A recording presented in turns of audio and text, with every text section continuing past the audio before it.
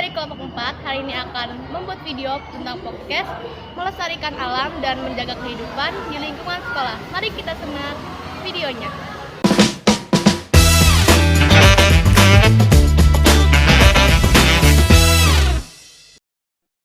Assalamualaikum warahmatullahi wabarakatuh. Halo teman-teman semua, selamat datang di podcast Alam Lestari Hidup Harmoni. Bersama saya Nazira Syakila Sagib dan Dara Disa Nursya.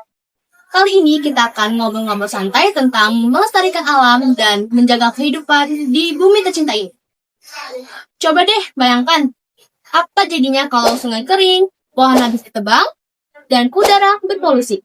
Kita bukan hanya kehilangan keindahan, tapi kita juga akan kehilangan kehidupan. Alam memberi kita semuanya, udara segar, air bersih, makanan, dan tempat tinggal. Tapi apa yang sudah kita beri untuk alam? Alam itu seperti rumah besar untuk semua makhluk hidup, manusia, hewan, dan tumbuhan.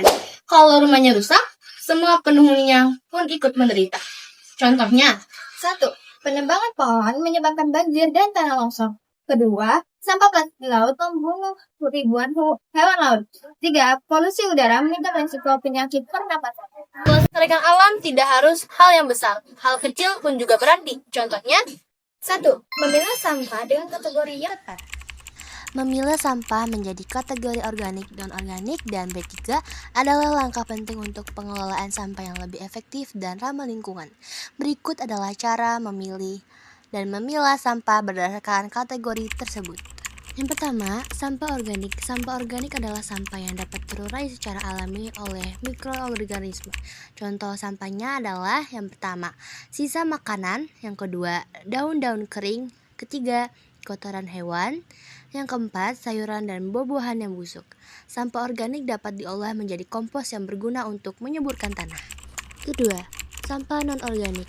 Sampah non-organik adalah sampah yang tidak dapat terurai secara alami atau membutuhkan waktu yang lama untuk terurai.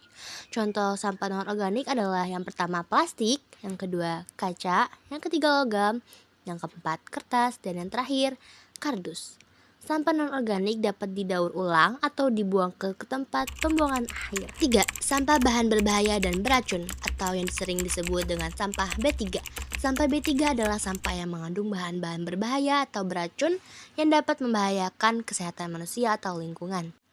Contoh sampah B3 ialah yang pertama, baterai bekas, yang kedua, aki bekas, yang ketiga, obat-obatan kadaluarsa, yang keempat, pestisida, yang kelima, lampu neon atau lampu LED yang mengandung merkuri. Sampah B3 harus ditangani dan dibuang dengan cara yang khusus untuk menghindari resiko bagi kesehatan dan lingkungan. Kita termasuk kategori organik dan organik atau B3 ya. Sampah ini masuk ke dalam kategori non-organik karena tidak dapat diurai secara alami.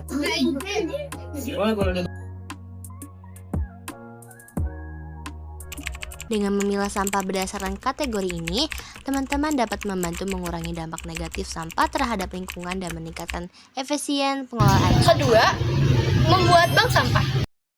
Membuat bank sampah adalah salah satu cara untuk meningkatkan kesadaran masyarakat tentang pentingnya pengelolaan sampah yang baik dan untuk mendorong pengumpulan serta pemilihan sampah yang efektif. Berikut adalah langkah-langkah untuk pembuatan bank sampah. Yang pertama, tentukan tujuan. Yang kedua, pilih lokasi. Yang ketiga, tentukan jenis sampah. Yang keempat, buat sistem pengumpulan. Yang kelima, promosi dan edukasi. Dan yang terakhir, kerjasama dengan pihak lain. Manfaat bank sampah. Yang pertama, mengurangi sampah di TPA. Yang kedua, meningkatkan kesadaran masyarakat. Yang ketiga, menghasilkan pendapatan.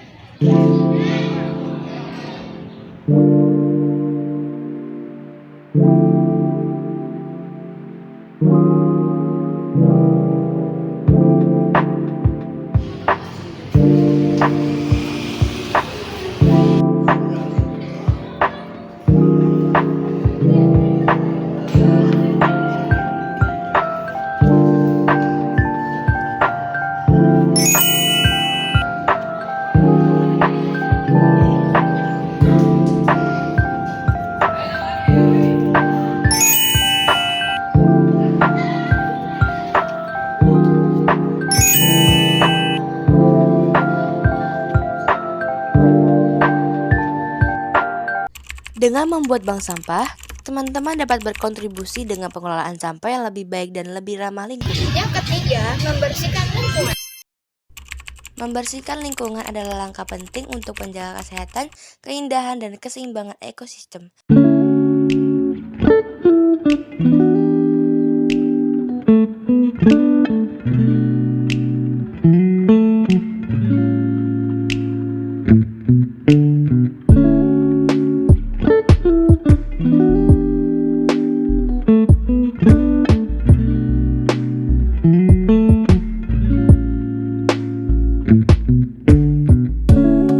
Dengan membersihkan lingkungan, teman-teman dapat berkontribusi pada menciptakan tempat tinggal, lingkungan sekolah, dan lingkungan masyarakat yang lebih sehat, lebih indah, dan lebih seimbang. Yang keempat, menghemat penggunaan sampah kertas. Menghemat penggunaan kertas adalah langkah penting untuk mengurangi dampak lingkungan dari penggunaan kertas yang berlebih.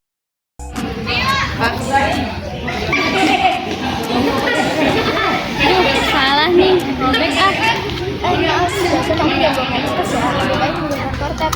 Karena setiap kita yang buang, berarti satu poin satu Dengan menghemat penggunaan kertas, teman-teman dapat berkontribusi pada mengurangi dampak lingkungan dan meningkatkan efisien. Kita bisa ambil contoh dari komunitas di Desa Penglipuran Bali. Mereka menjaga kelestarian hutan bambu dan lingkungannya desanya tetap bersih. Hasilnya, Desanya menjadi salah satu desa terbersih di dunia dan menjadi tempat wisata ramah lingkungan. Teman-teman, melestarikan alam berarti menjaga kehidupan untuk kita semua, hewan, tumbuhan, dan manusia, maupun generasi di masa depan. yuk mulai dari diri sendiri, mulai hari ini, karena bumi cuma satu. Dari contoh-contoh yang telah diberikan, teman-teman harus mempraktikkan dan melakukan di dalam kehidupannya masing-masing, agar tidak memicu kerusakan di darat maupun di laut. Di dalam Al-Quran, ada beberapa ayat yang menerapkan bahwa kita harus melestarikan alam dan menjaga lingkungan. Yang pertama ada surat Ar-Rum ayat 41. A'udzu billahi minasyaitonir rajim. Bismillahirrahmanirrahim. Zaharal fasadu fil barri wal bahri bima kasabat aydin nasi liyuziqahum ba'dalladzi amilu la'allahum yarji'un. Artinya, telah tampak kerusakan di darat dan di laut disebabkan perbuatan tangan manusia. Allah menghendaki agar mereka merasakan sebagian dari akibat atau perbuatan mereka, agar mereka kembali ke jalan yang benar. Yang kedua, surat Ibrahim ayat 32. A'udzu billahi minasyaitonir rajim. Bismillahirrahmanirrahim. Allahul ladzi khalaqas samawati wal arda wa anzala minas sama'i ma'an fa akhraja bihi minas samarati rizqan lakum wa sakhara lakumul fulka litajriya fil barri bi amrihi wa sakhara lakumul anhar. Shadaqallahul azim. Artinya, Allah lah yang telah menciptakan langit dan bumi dan menurunkan air hujan dan langit. Kemudian dengan air hujan itu dia mengeluarkan berbagai buah-buahan sebagai rezeki untukmu. Dan dia telah menundukkan kapal bagimu agar berlayar di lautan agar kehendaknya. Dan dia telah menundukkan sungai-sungai bagimu. Yang ketiga ada Quran surat Az-Zukhruf ayat 13. A'udzu billahi minasyaitonir rajim. Bismillahirrahmanirrahim. Litastawu ala dhuhurihi thumma tadhkuru ni'mata rabbikum idza stawaitum alaihi wa taqulu subhanalladzi sakhkhara lana hadza wa ma kunna lahu muqrinin. Shadaqallahul azim. Artinya, agar kamu duduk di atas punggungnya, kemudian kamu ikat nikmat Tuhanmu apabila kamu telah duduk di atasnya, dan agar kamu mengucapkan Maha Suci Allah yang telah menundukkan semua ini bagi kami, padahal kami sebelumnya tidak mampu menguasainya. Sudah menonton podcast ini. Sampai jumpa di episode berikutnya. Wassalamualaikum warahmatullahi wabarakatuh.